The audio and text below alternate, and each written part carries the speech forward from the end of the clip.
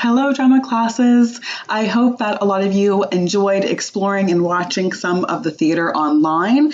And if you have any other sources that you would like to share for different theater that people can explore online, please let me know so I can share those as well. So this week we're going to be doing some research so we can think back a little bit to when we were exploring kabuki. And I asked you to think of one theater form from anywhere around the world that you would like to explore. So this week we are going to be looking at this different type of theater. So your task is to do some research and then create one slideshow of one theater form that you've researched. So I don't want you to choose. I want you to stay away from ancient Greek theater, commedia, children's theater, pantomime, or kabuki, because we went into those really in depth recently and throughout the rest or earlier in the year. So you are going to pick one that you already have been thinking about and talked about in your kabuki journal, or one that maybe you have recently discovered or that you will be discovering as you are doing your research. So you're going to use the research project slides to complete your presentation. You do not have to stick to these slides. However, this is how I want you to actually organize your material. I'll show you those a little bit later on. So I want you to collect information from at least 2 different sources for your research, okay? So you're not going to be just getting all of your information just from one website or just from one, video or article, okay? At least 2 different sources. And this really helps so that you can make sure that the information is actually credible because it's from 2 different sources, okay? You are going to be using MLA to actually cite all the material you use. So any websites, any books that you read about this, any photos that you use, and even videos that you use or are going to be referencing. So this is going to be due May 18th. So you have 2 weeks to complete this project. So I suggest not waiting until the last week, but getting started this week, getting half of the slides done or half of the research done, and then continuing the rest of your project for the week after. Okay, so you have 2 weeks to do this project. So when you are actually doing your research, there's a few tips and tricks to actually doing effective research. So again, of course, making sure that as soon as you are starting your research, that you know what you're looking for. It sounds silly, it sounds pretty basic, but instead of just saying different theater forms around the world, maybe already having somewhat of an idea about what you want to explore. If you have no idea, maybe you can even start with a country and search up different theater forms that are actually from that country. Okay, I'm not going to go over those. You can read those yourself and explore them in the PowerPoint. But of course, I'll look at number 4, so evaluating. So don't believe everything that you read. So checking 2 to 3 sources, the more sources, the better. But I do want you to at least cite 2 sources. So when you are doing your research, making sure that you actually have questions in mind or topics in mind to actually focus your research. So looking at maybe the origins or history of this theater, and that could be, one way to start. Taking notes as you're researching, so you can refer back to those either on a Google Doc or, pen and paper. Start more general and then get more specific. So you're probably not going to immediately start and say, okay, what kind of costumes are they using or wearing, because you don't yet have a clear idea about what this theater looks like. So really starting first, maybe watching some videos and then getting more specific, looking at the different elements of theater, the types of stages, type of costuming, makeup, that kind of stuff. Okay. Finding credible sources can be kind of difficult sometimes. So making sure that whenever we are using and then citing the sources, making sure that the resource has an author, that the resource is from a listed and recognized institution, so university, government, company. Should have had another bracket after that who. That resource is based on fact and not opinion. Okay, so if there's a lot of I, me, my's in there, it's probably going to be someone's opinion, maybe someone's evaluation of this type of theater, or maybe of a filmed version of this theater. And that's cool to use, that's fine to use, but making sure that when we're actually sharing this information, that we are telling the difference between fact and opinion. Okay. Resources that use quotations or reference to other credible sources, so videos, articles, interviews, are usually more credible because they're actually themselves looking at other sources. And then the resource has a bibliography with other sources that are listed. So again, they're making reference to where they got your information. And a quick tip, if there is a long bibliography at the bottom of one of your sources, go check out some of those sources because there's probably going to be a lot of information that you can use for your project. So when you are actually citing, so this is going to be the last slide on your slideshow.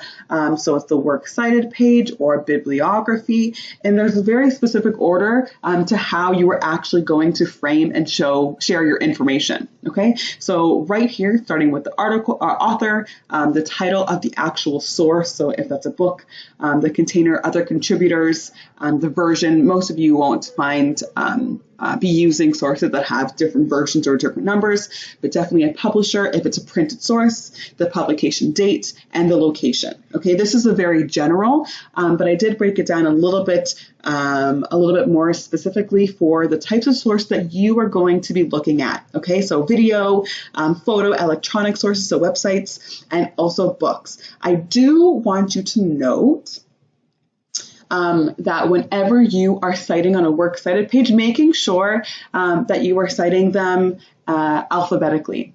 Okay, making sure that they're alphabetically. So again, all of these are going to start with the last name of the author. So making sure that the last name of the authors are all listed alphabetically. Okay. For a lot of you, this might be your first time actually using MLA. So I recommend checking out some of these really quick tutorials. This general MLA format on OWL Purdue. OWL Purdue is a really fantastic source. Make sure that you're actually looking at the MLA, not the APA or Chicago sites, but making sure that it's the MLA. Okay. So this is how I'm going to be evaluating it. I'll give you some time to look this over yourselves. Of course, remember that you have 2 weeks to complete this. So the content is informative and it's actually accurate. And of course, I will know that it's accurate because you're actually going to be telling me where you got this information. It's organized. So again, using the actual research slides that I have provided, again, feel free to make your own slides, make them pretty, make them unique for yourself. But use that general format and organization. Visual, so using colors, images, and videos that are related to the topic to help intrigue and inform viewers. I'm going to be posting a lot of these to our classroom so that other people can go and check out some of these different data forms as well. All right, and as well, the slides are use concise language, so no paragraphs. Use bullet points to make it easier for people to actually read and understand the information. Obviously, spelling and grammar. And then the citation page. So proper MLA works cited and structuring for all found information. So because this might be the first time that some of you are really going to be using MLA, please feel free to send me an email, ask me questions. If you want some advice, you want me to look over before you actually submit, I'm always, always, always happy to do so. So this is what the actual slides themselves are going to generally look like. This is the order that I want them in. Again, you do not have to use the designs that I have made. However, these are, the subheadings and organization for how I want to see this. Okay. So of course, the type of theater and then the country that this actually originated in. A quick little history. Again, you can refer back maybe to the Kabuki slides to see how I organize that as well. So discussing where, when, how this theater was developed, who was involved, what was happening in the world when this theater was actually being created, which really ties to the next point, the purpose. So is it to entertain? Is it to, bring change? Is it to fulfill a certain tradition? The intended audience, so is this for children, adults? How does it actually cross maybe boundaries looking at status, so the wealthy versus the poor?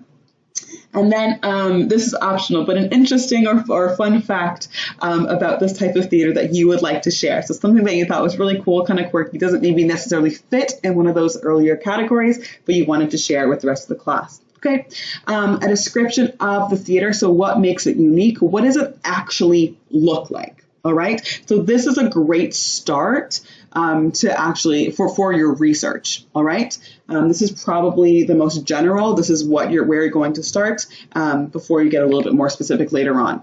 Looking at those 6 elements of drama, I want you to actually make 3 points per element of drama specific to your type of theater. Okay, so again, the plot, if we're looking at kabuki, we can recall that the plot and how they split up the different acts didn't actually transfer, but also you can look at what types of plots do they usually maybe cover.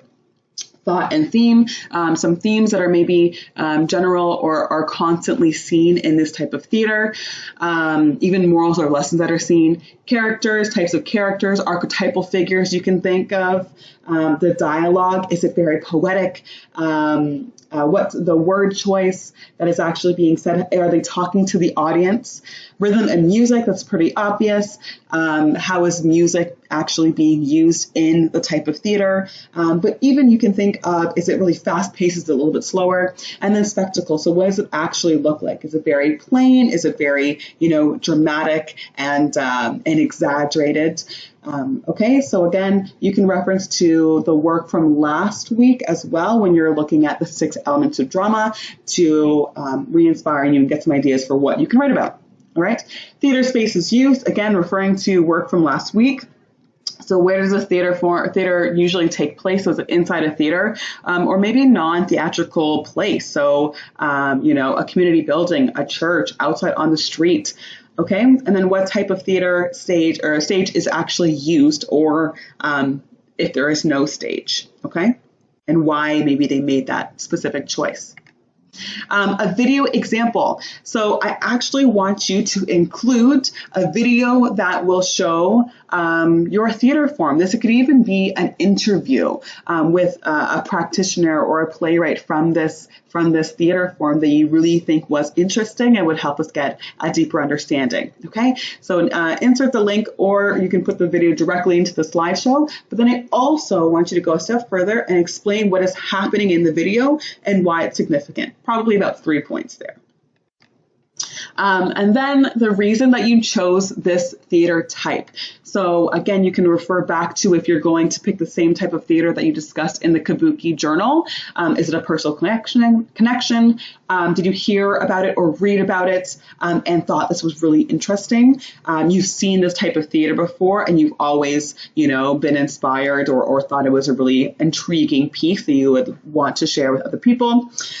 Is it a type of theater that is maybe often unrepresented or, not often discussed when we're talking about theater? And maybe it reminded you of a type of theater that we have studied before, okay? Or it's completely different. So again, just 4 to 5 points here for the reason that you actually chose this type of theater. And then at the end, of course, your works cited page, your MLA citations. So an MLA citation for every source that you use. So at least, again, 2 sources where you got your information, the video that you're going to include on the video slide, and any photos that you actually used. Okay, so refer to the other PowerPoints that we looked at earlier that's also on our Google Classroom for some examples and the actual formatting for each type of source that you are going to be using. So again, use OWL Purdue and material posted to create those citations, and make sure they are listed in alphabetical order, okay? So again, as always, email me.